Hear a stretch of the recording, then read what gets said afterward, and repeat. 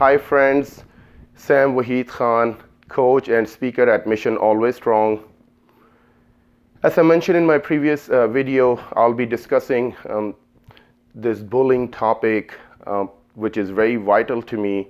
I have observed it over the years. I've studied about it. I've seen in the market how it actually works and how people are unaware of it. So it's very important for me to emphasize on this term, on this phenomena that people go through, and it at a lot of time it goes unrecognized in the society, or people, or we don't want to do anything about it, which is a concern because it does lead to a lot of serious consequences over a long-term period, whether you're going to school, your work environment, how you behave in society, with your family, with your friends.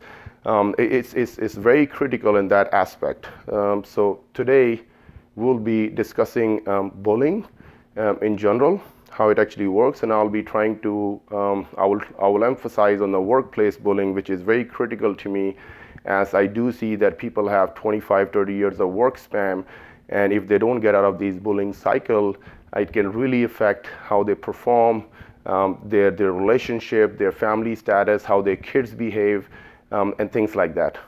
So bullying in itself is a habitual behavior which makes it repetitive, of course, in nature. When we try to intimidate, a bully tries to intimidate people around them by using a physical force or verbal force. Sometimes it happens in a form of a group, which makes it mobbing, where you have more associates at the available to justify the bully's behavior.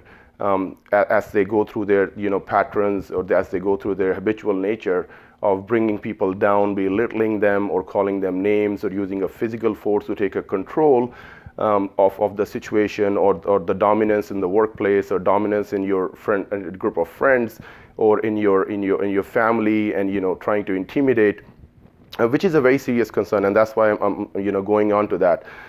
So the thing about bullying is it's not even as common to a lot of cultures around the world.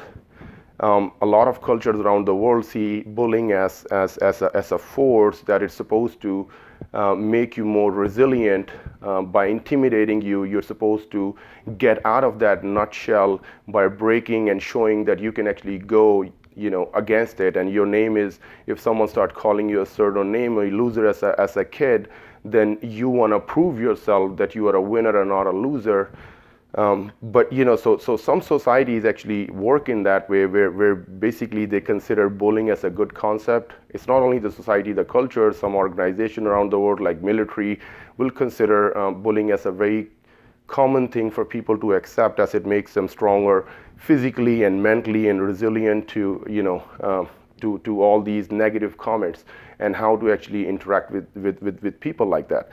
So there's different concept about it. So a lot of time bullying doesn't even, people don't even consider the concept of bullying as bullying. They just consider as a part of a norm culture, and they think this is how it's supposed to be, which is make it very, very dangerous. And that's why a lot of time people have serious issues psychologically, or in some other sense, where they can't grow into a better position. And somewhere in behind that is because of the behavior that they get to see during their early ages, whether it's your house, where parents kind of bully kids, and in a sense where they control you financially, they control you emotionally. They kind of in that way you can basically follow them, and to cut you off if you don't actually, or emotionally taking you into control, that if you don't behave their way, it's going to be a highway. So it happens in different things. There are four kind of individual bullying that you can divide into different categories. It could be your physical force, where you actually use your physical actual force, or cause damage to the person or some asset that belongs to the person, stealing things, hiding things, which basically all come in the category of physical abuse and bullying in different forms. It can be at work, it can be school, it can be other places too.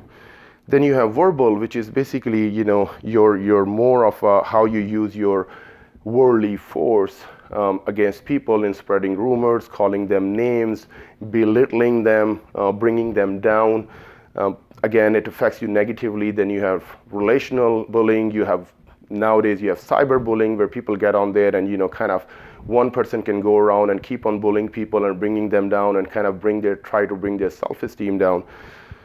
So this is all these different kind of behavior in all the concept comes down to take the control and try to grab the attention, which is basically in bullying the person who's a bully. In their mind, somewhere in there are some sort of a self-esteem issues or their lack of confidence, which they try to by covering or throwing onto the other people. They try to cover that so no one questions them.